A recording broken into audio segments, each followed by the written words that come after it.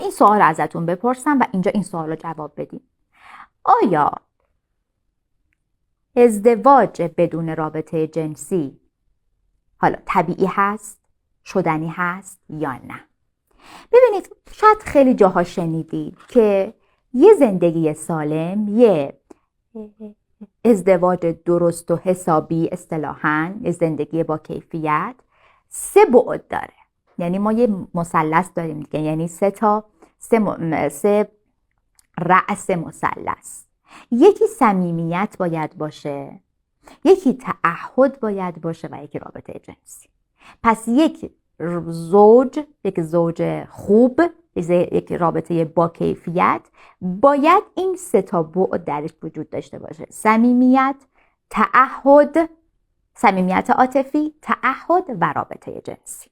خب حالا میخوام در مورد انواع ما 3 نوع رابطه داریم که طبق این 3 تا رأس مثلث به وجود میاد. یه سری رابطه هستش که نه صمیمیتی توشه، نه تعهدی توشه، نه رابطه جنسی توشه. خب یعنی اینکه اینا بر حسب شرایط نمیتونن جدا بشن. یعنی حالا مشکلات ممکنه خانوادگی باشه، پشتوانه نباشه، نمیدونم، همینجوری تعهدی به هم دیگه ندارن چون مجبورن با هم زندگی کنن، صمیمیتی هم خب نیست، خب رابطه جنسی هم میتونه باشه، میتونه نباشه. خب قطعا اگر یک زندگی این شکلیه که خیلی باید جدی گرفته بشه. یعنی ادامه زندگی با این شرایط قطعا بسیار آسیبزاست. پس اگر کسی که این 3 بعد نداره باید حتما یه فکر اساسی برای این زندگی باشه و تهش هم قطعا جداییه. رابطه ای که توش یعنی صمیمیت عاطفی نیست، رابطه جنسی هم نیست، ولی تعهد هست، پس میتونه این رابطه ازدواج ادامه داشته باشه بدون رابطه جنسی وقتی که توش تعهد هست، اون بعد تعهده هست. پس صمیمیت عاطفی نیست، رابطه جنسی هم نیست، ولی تعهده هست. کیا؟ همون اون پدر مادرای شاید خیلیاتون که سناشون بالا رفته و معمولاً رابطه جنسیشون خیلی حذف شده و صمیمیت عاطفی هم بینشون نیست دیگه، با هم دارن زندگی میکنن. خیلی از حالا اون میان سالان و مسنا، پدر مادرها، نمیدونم اینایی که نسل‌های گذشته هستن تو این دسته افراد قرار میگیرن. به این میگن یک رابطه پوچ. حالا شاید معنیش بد باشه ولی شاید سالها دارن با هم دیگه زندگی هم میکنن ولی دیگه به هم دیگه عادت کردن دیگه. میگم بس اون تعهد است ولی صمیمیت و اون رابطه جنسی نیست. یا زوجایی که به خاطر بچه موندن. خب به خاطر بچه هست، یعنی صمیمیت عاطفی نیستش، به خاطر بچه با هم متعهد موندن. رابطه جنسی هم قطعا خیلی پایینه یا مثلا در واقع خیلی جدی گرفته نمیشه. پس اینها هم در واقع این رابطه ادامه داره چون بحث تعهد اینجا هست. یه رابطه ای هست که بعضی از زوجین هستش که صمیمیت عاطفی رو دارن، تعهدم دارن، ولی رابطه جنسی ندارن. یعنی با هم به این میگن رابطه رفاقتی. خیلی با هم خوشبختن ها. من کم هم نداشتم. یعنی میزان رابطه جنسی خیلی پایینه، یعنی خیلی به اون صورت، حالا به دلایل مختلف. یعنی طرف ممکنه مثلا شوهر اختلال نوز داشته باشه یا مثلا چه میدونم زود انزالی داشته باشه یا اصلا خانم واژینیسموس باشه، دردهای لگنی داشته باشه موقع رابطه، ولی با هم خیلی خوبن. یعنی خیلی با هم خوبن، یعنی صمیمیت عاطفی با هم دیگه دارن، تعهد با هم دیگه دارن، ولی رابطه جنسی پایینه. پس اینها هم قطعا میتونه ادامه داشته باشه این ازدواج. خب کلا توی یک زوجی که 2 نفرشون سر موضوع رابطه جنسی مشکلی نداشته باشن، خب قطعا مشکل به وجود نمیاد، ولی کیفیت سلامت روان میاد پایین. چون گفتیم یکی از ابعاد سلامت روان داشتن یک رابطه جنسی سالمه. پس به مرور زمان ممکنه که این افراد درسته که زندگی خوبی با هم دیگه دارن ولی سلامت روانشون میاد پایین، بیشتر دچار اضطراب میشن، بیشتر دچار افسردگی میشن، زندگیشون مشکل به وجود نمیاد، خودشون دچار مشکلات میشن.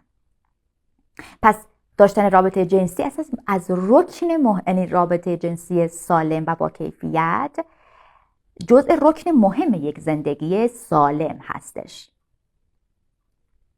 به خاطر همینه که آموزش کیفیت، بالا بردن کیفیت رابطه جنسی خیلی مهمه.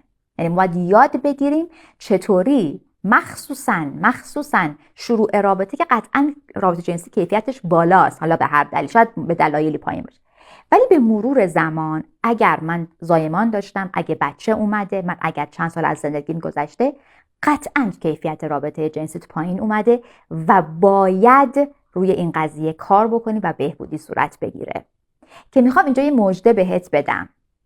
خیلی ها درخواست کرده بودن درمان زودانزالی، درمان خودارضایی، درمان نمیدونم و اینکه چیکار کنیم کیفیت رابطه جنسیمون رو ببریم بالا.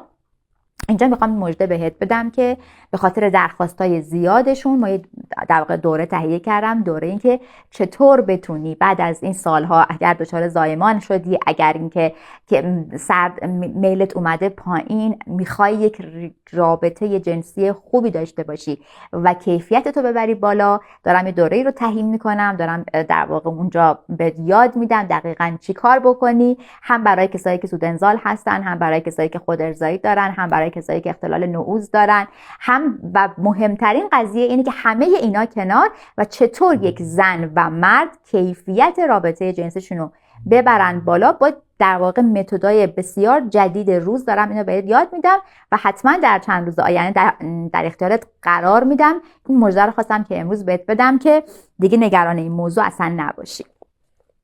حالا راهکارامون چیه؟ راهکارا رو اینجا میخوام بهت بگم به صورت چند تاشو بهت میگم که مفصل توی اون دوره برات توضیح دادم.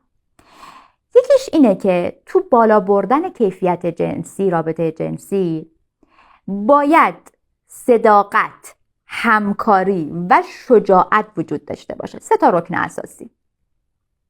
قطعاً رابطه جنسی همکاری یعنی وجود شریک عاطفی مثلا مهمه دیگه. تو تکی نمیتونی کاری انجام بدی. چرا؟ یه سری تکنیکا هست تکی بتونی انجام بدی برای اینکه حال خودت رو خوب بکنی، ولی یک داشتن کیفیت رابطه جنسی خوب، بالا بردنش نیازمند همکاری، شجاعت و صداقت دو طرفین هست توی این ماجرا. چیزی که ازت میخوام نباید مقایسه کنی.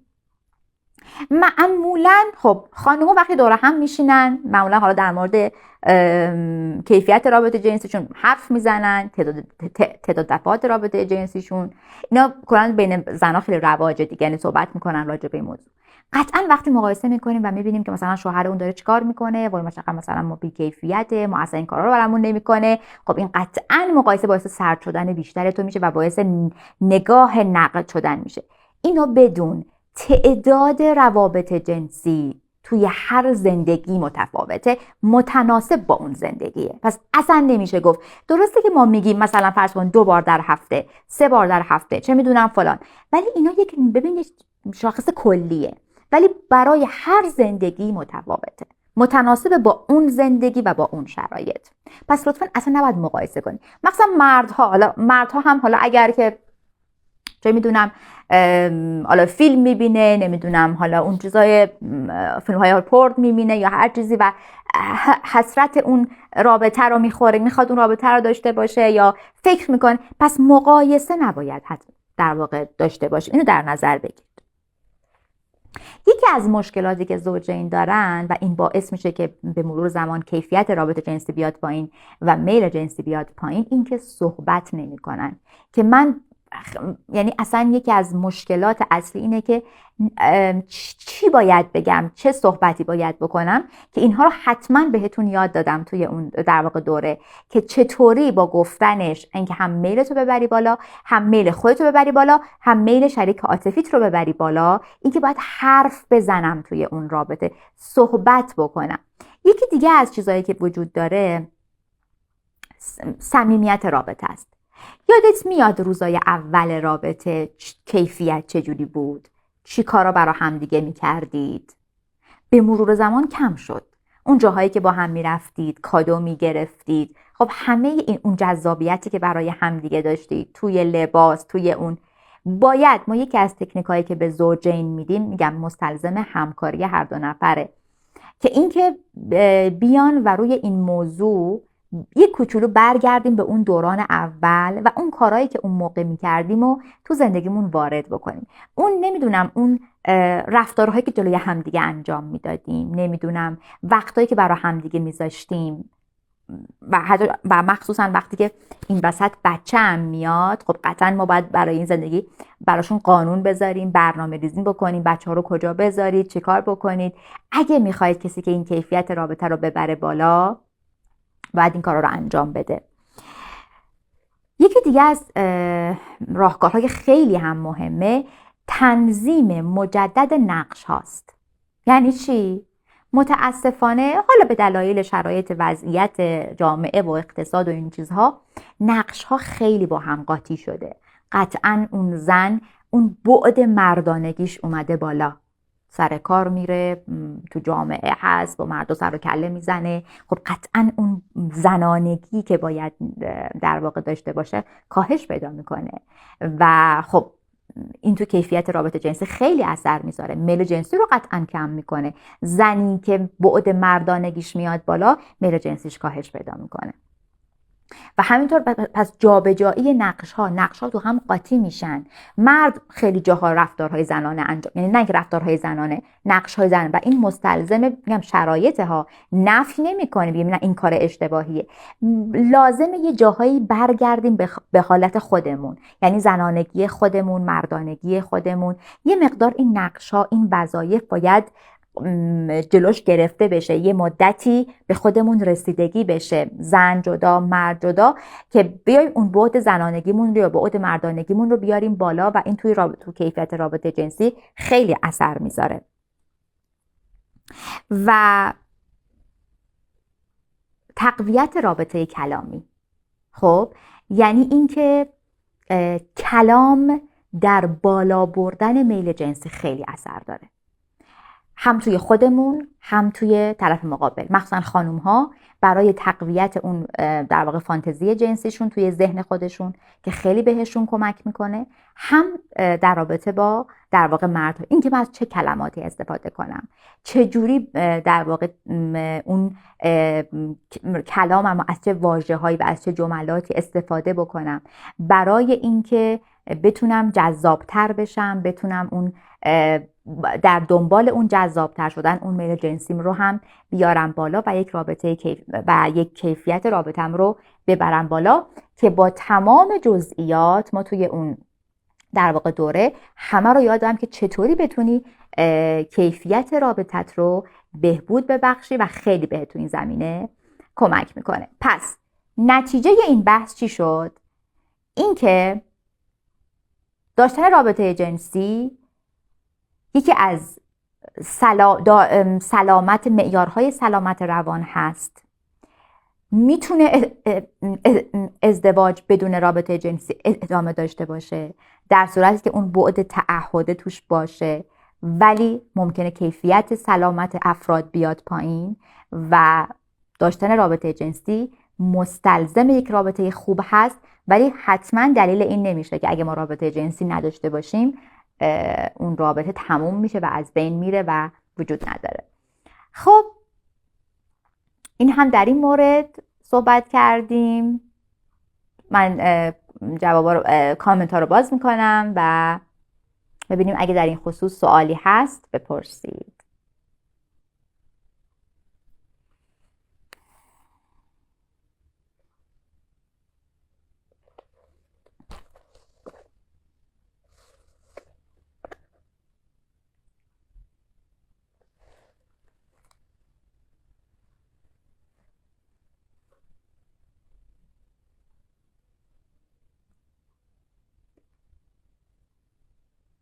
پارتنر لجباز توی چی؟ تو رابطه جنسی؟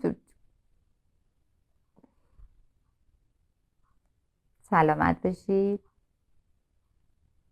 ممنونم.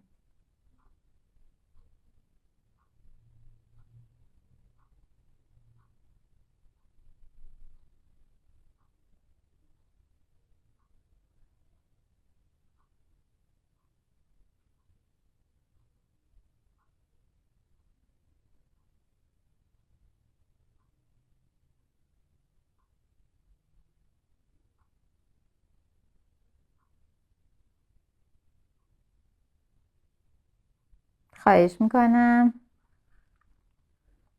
سوالی چیزی نیست؟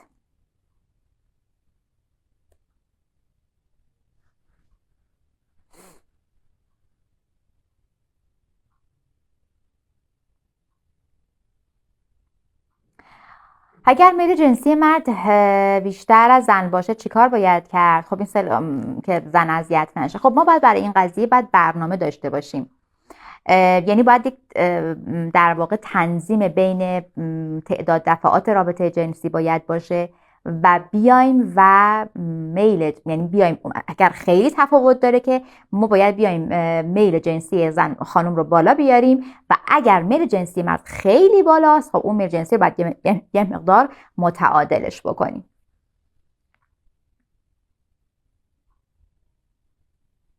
خب ببینید وقتی میگید که روز 2 بار رابطه جنسی میخواد اون یعنی پس میل جنسیش خیلی زیاده.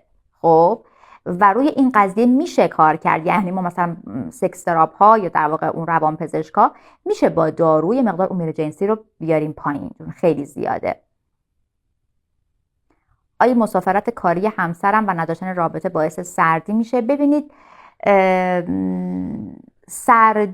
سردی تو رابطه جنسی یا سردی رابطه عاطفی کدومش؟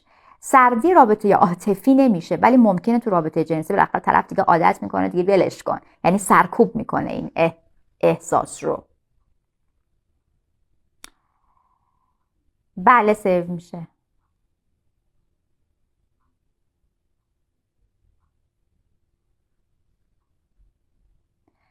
حس بدی که شوهر با دیدن فیلم پورن به خانومش میده رو چیکار باید کرد؟ ببین حالا قطعا تو اون دوره‌ای که قراره بذارم در مورد کیفیت رابطه جنسی و بالا بردن رابطه جنسی در این مورد صحبت خواهم کرد، ولی روی این قضیه حتما باید بررسی بکنیم که تعداد دفعاتی که میبینه چند تاست. ببینید بعضی موقع‌ها یه خانم به من میگه که من اصلا دلم نمیخواد شوهرم فیلم پورن ببینه، ولی ببین دیدن فیلم پورن هم به یه اندازه ای مثلا جزء اگر خیلی زیاد نباشه یا اگر بعضی اوقات باشه، میگم بعضی اوقات اشکالی نداره، ولی اینکه بخواد دائم و اعتیاد باشه خب روی این قضیه مشکل داریم. ولی اینکه یه خانوم از این قضیه چه ممکن به خودش ربط بده، اینکه من خوب نیستم، من بدم، داره با من مقایسه میکنه.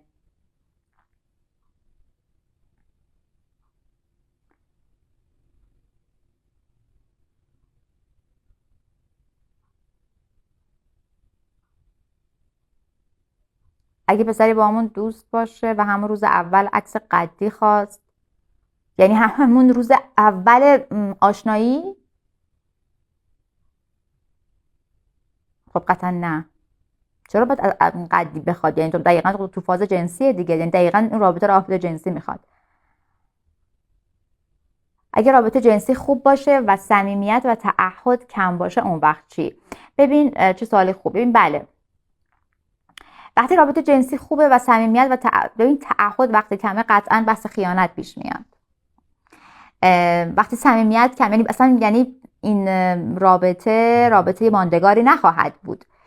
که منظورت میگی چی؟ یعنی منظوری که یعنی چه کار باید بکنیم؟ ما قطعا باید روی تعهد، یعنی این با یک زوج درمانی صورت بگیره. چرا تعهد کمه؟ چرا صمیمیت عاطفی کمه؟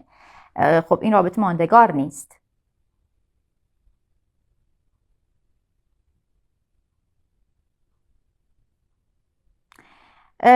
دو نفری که تو کشور مختلف با هم زندگی میکنن چطور میتونن نسبت به هم شناخت پیدا کنن؟ ببین قطعا خیلی کار مشکلیه. معمولا راه شناخت فاصله، یعنی اون مدت زمانی که ما برای شناخت میذاریم میگیم نرم 6 ماهه. هر زمانی که میذاری باید 2 برابرش بذاری برای در واقع رابطه های لانگ دیستنس و بعد این زیاد وقت ببین قطعا باید یک دیدار حضوری باشه. رابطه فقط مجازی خیلی صلاح نیست، یعنی باید وقت بذاره که اون بیاد اگر در واقع میتونه و یک چند وقتی رو با هم وقت بگذرونید. نمیگم خیلی وقت، ولی حتما یک چند جلسه حضوری لازمه. ببینید بحث خیانت، وقتی یه بار خیانت میشه و خانوم میبخشه و فکر خانوم مشغوله و نمیتونه اعتماد کنه، عزیزم بحث خیانت بحث درمانه. شما خیلی ها فکر میکنن بخشیدن، نه بحث بخشیدن اصلا نمیشه. بحث این که باید درمان بشیم. ما نمیخوایم ببخشیم، ما باید درمان بشیم. اینکه چطور با این قضیه در واقع کنار میاد، چطور با این قضیه باید کسی که خیانت رو درمان نمیکنه رابطه جنسیش سرد میشه، کیفیت میاد پایین، افسرده میشه. پس لطفا حتما باید برای در خیانت درمان بشید تا بتونید رابطه خوبی هم داشته باشین. قطعا رابطتون اثر میذاره. میگه دارو نمیخورم، من اینجوری دوست دارم. ببین شما داری اذیت میشی، خب پس این حق شماست که ما گفتیم توی رابطه جنسی باید 2 نفر لذت ببرن و نمیتونیم یک نفر یک رابطه خیلی میل بالا و خیلی میل پایین. حتما بهش پیشنهاد این قضیه رو بده که از مشاوره، دارو هم نه، حتما از مشاوره استفاده، چون باید یک هماهنگی بین این قضیه به وجود بیاد.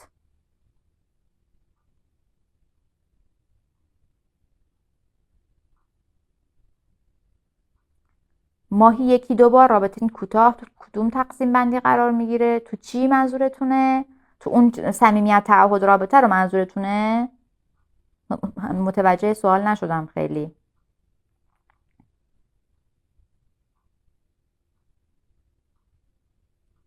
ببینید 2 ماه 1 بار باشه رابطه زناشویی. ببین شما اگر که صمیمیت هست، تعهد هست و ببین بعضی موقع ها مشکلات زندگی دیگه، اون روابط یعنی دغدغه ها، شرایط خیلی مؤثر، یعنی شرایط آب و هوایی، شرایط منطقه، شرایط نمیدونم وضعیت مالی، همه اینها خیلی مؤثره. پس ما حتی گفتیم حتی اگه زوجینی روابطشون خوبه و حتی ماهی 1 بارم با هم رابطه دارن و شرایطشون در واقعا سخته یا نمیدونم دغدغه دارن، اضطراب دارن، مشکل وجود نداره. پس میخوام که اینو بگم شرایط زندگیتون خیلی بستگی داره که باید بررسی کنیم شرایط زندگیتون چه جوریه که داره این ماهی 2 بار اتفاق میفته.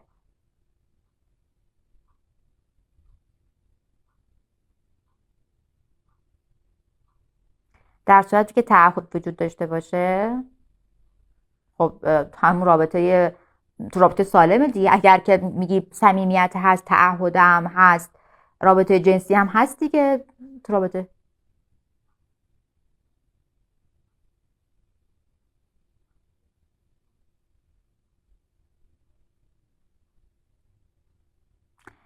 آقای دلیل سرد بودن یا کم بودن رابطه جنسی رو به دوست نداشتن طرف مقابل بیان میکنه؟ نه، این دلیل نمیشه.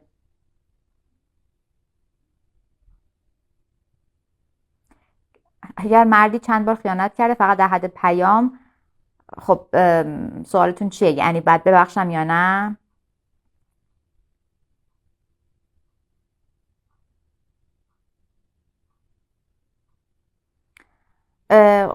راهی راهی براش نداریم، با وجود نیاز جنسی هست اما هیچ رابطه ای نداریم. خب ببین، خب خیلی از بحث این مجرد یعنی منظورت هست رابطه نیستی. خب ما قبلا گفتیم باید این نیاز جنسی رو تبدیل به یک این قدرت دیگه، این انرژیه، این انرژی بدنه و خیلی هم مفیده. و فکر نکن فقط انرژی جنسی فقط باید از راه جنسی خارج بشه. تو میتونی این انرژی جنسی رو از راه دیگری خارج بکنی. راه دیگر مثلا ورزشه، مثل مشغول کردن خودمون تو یک حرفه‌ایه، تو یک موفقیت، تو یک کاریه. پس حتما به کسایی میگیم رابطه ندارن، از انرژی رو تبدیلش کنن به یک انرژی دیگه و اونجا خالی بکنن. و کسایی که این کار میکنن خیلی افرادی هستن که به موفقیت‌های خیلی بالایی میرسن.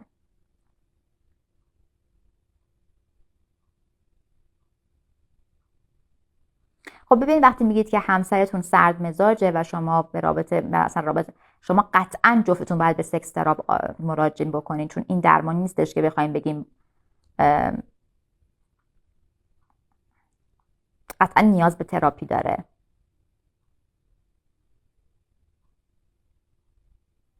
نه ببین، نمیتونم همسرم راضی کنم بیاد مشاوره، باید چیکار کنم؟ چون با کوچکترین چیز دوباره فکر میکنم بهم خیانت میکنه، لطفا دفعه اول خودت باید حتما درمان بشی.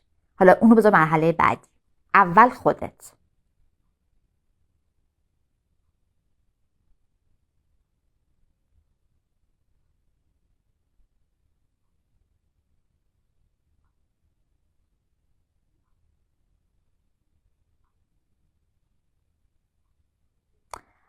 دوست دخترم 4 سال در ارتباطیم، 2 سال بزرگتر از منه، خانواده من راضی نمیشن. ببین 2 سال ارتباط، 2 سال فاصله سنی خیلی زمانی نیست، ولی دلایل خانواده رو چیه؟ بعد ببین خانواده ها خیلی فکر میکنن که حالا مثلا شناخت کافی از اون دختر ندارن، بیشتر اونو بشناسون، بیشتر وارد خانواده بشه، بیشتر خانواده مامان یا هر کس مخالف اونو ببینن، باهاش حرف بزنن، دلایل خانواده رو باید بررسی بکنی. در رابطه با اینکه ما کوتاه بیایم در حال خیانت مرد، بعد میگیم این کار رو برای چی انجام دادی؟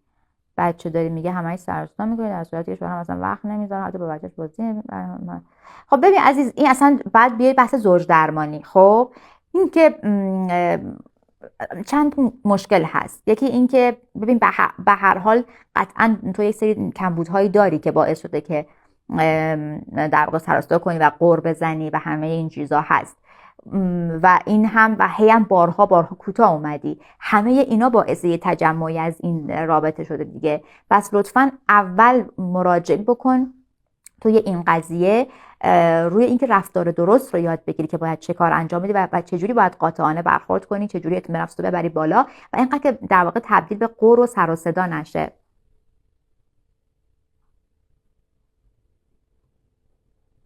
مردی که اوایل رابطه هر روز نزدیکی میخواسته، بعد از 3 ماه شاید هفته ای 1 یا 2 بار بخواد، نه اصلا علتش نمیتونه خیانت باشه، میتونه کار زیبا. این اوایل قطعا معموله، بعضی چند بار در روزه. اوایل ارتباط چیزی نداریم، یعنی کاملا فرق میکنه. معمولا بعد از چند ماه یا حتی چند سال به هر حال تعداد کم میشه، به همون کیفیت نیست.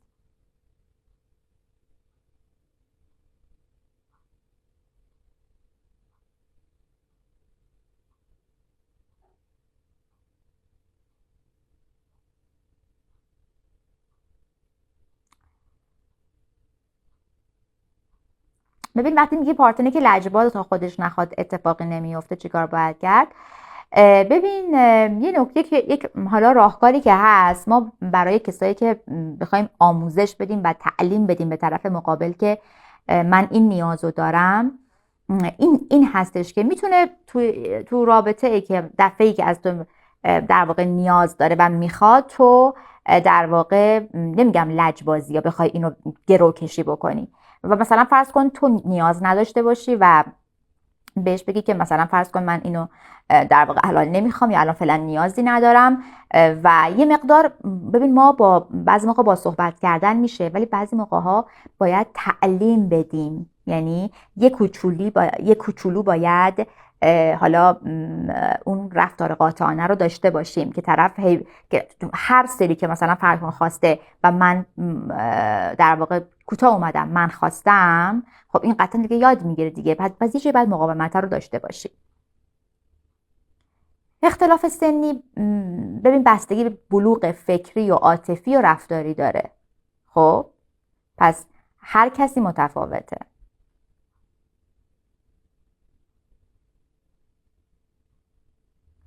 چرا یه پسر همون روز اول میگه عکس قدی بفرست؟ خب چون تهش رابطه جنسی تو مد نظرشه.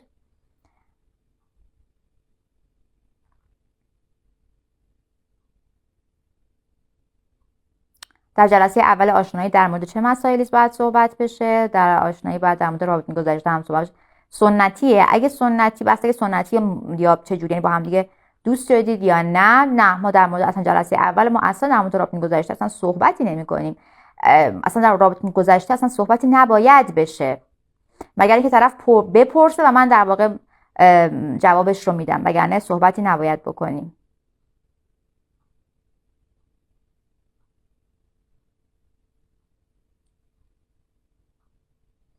چیکار کنیم مرد خیانت نکنه؟ خب این خیلی سوال کلیه، ما که نمیتونیم ولی تلاشی که باید برای خودمون انجام بدیم یک بحث قوانین ذهنی منه، طرحواره‌های منه، منی که طرحواره رها شدگی دارم، منی که طرحواره نقص و شرم دارم، منی طرحواره بی‌اعتمادی دارم، قطعا تو زندگیم دچار ممکنه خیانت بشم و ترس‌های من باعث میشه تجربیات بچگی من، همه اینا برطرف میشه و اینو بارها گفتم، لطفاً قبل از اینکه ازدواج کنید، قبل از اینکه وارد رابطه بشید، لطفاً بیاید قوانین ذهنتون، طرحواره هاتون رو در بیارید، درمان کنید، بهبود ببخشید، تعادل و بعد هر کاری خواستید بکنید.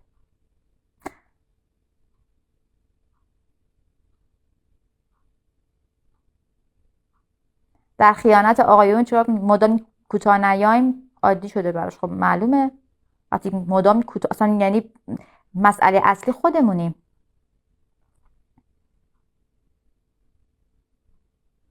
شرایط تو ازدواج دوم چی باید باشه؟ عزیز من توی ازدواج دوم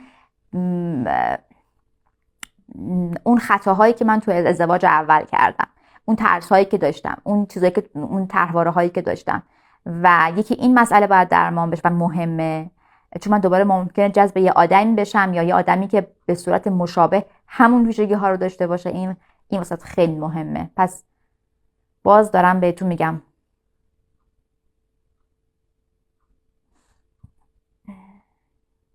میل جنسی آقایون از چه سنی کمتر میشه؟ ببین با افزایش سن ممکنه کمتر بشه ولی معمولا این نیست که بگیم مثلا از مثلا 40 سالگی یا از 50 سالگی، سن خاصی نمیتونیم بگیم.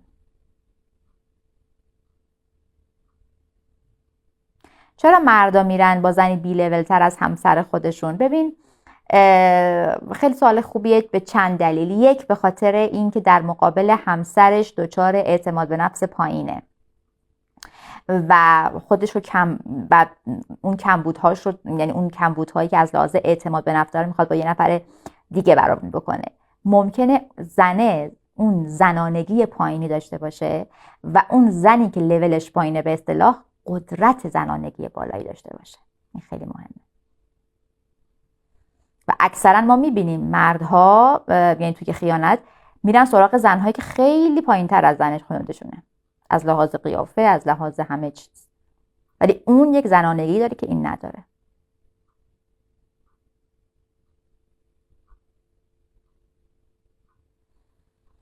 جلسه اول فقط شناخته، فقط صلایق، علایق، نمیدونم خواسته ها، تفکرات.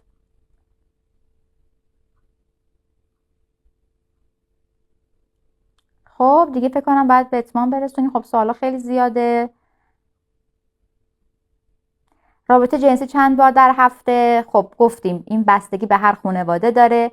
نرمش میگیم 2 بار در هفته هست، ولی بستگی به شرایط خانواده، بستگی به وضعیت اقتصادی، وضعیت اینا، حتی ماهی 1 بار هم میتونه باشه.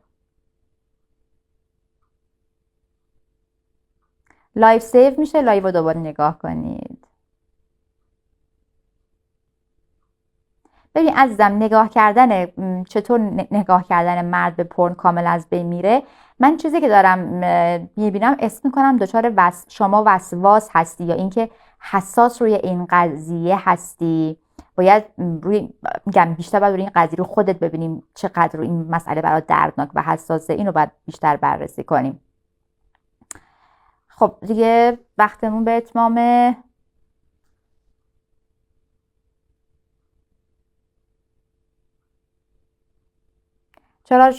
چرا زنها وارد زندگی متأهل میشن؟ چرا زنها وارد زندگی متأهل میشن؟ یعنی منظورتونه خب کمبود محبت توی زندگی خودشون، برآورده نیازهاشون، برآورده نشدن نیازهاشون توی زندگی، کمبود توجه، فرار از مشکلات،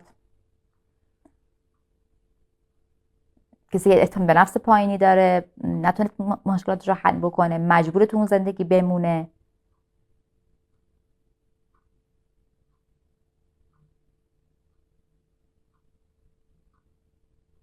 بسیار عالی. من خیلی متشکرم که باز مثل همیشه کنار من بودید. ممنونم. انشاءالله که به حال تو اون دوره خیلی اطلاعات فوق‌العاده به روز کامل در اختیارتون قرار میدم و اینکه بهتون یاد میدم چطور کیفیت زندگیتون رو بالا ببرید، رابطه جنسیتون رو بهتون راهکار میدم، یاد میدم و این بسیار کمک کننده است. متشکرم، ممنونم. شب همگیتون بخیر باشه. خدا نگهدار همگی. خداحافظ.